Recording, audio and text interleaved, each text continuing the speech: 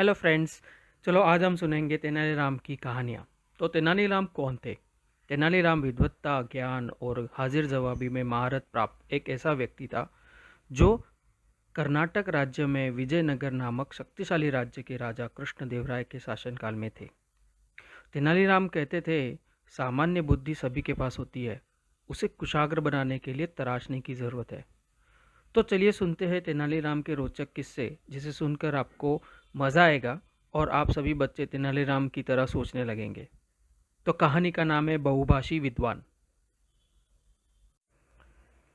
यह बात उन दिनों की है जब राजा कृष्णदेवराय के दरबार में तेनालीराम की विद्वत्ता की कहानियां दूर दूर तक फैल चुकी थी।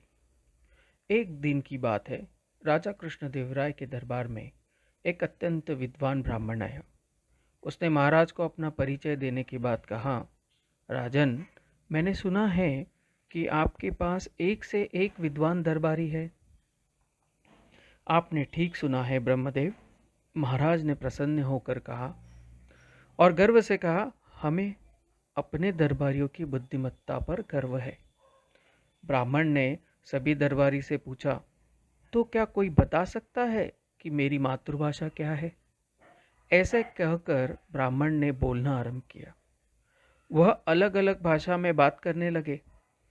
पहले तमिल में बोले, फिर हिंदी में, मराठी, तेलुगु,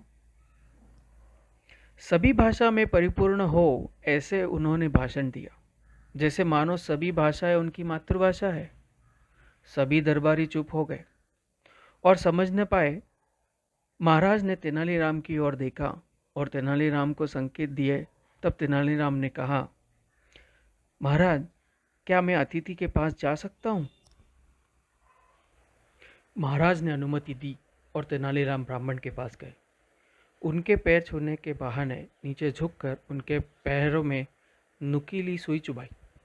तभी ब्राह्मण दर्द के मारे छटपटाए और जोर से आई आई कहने लगे।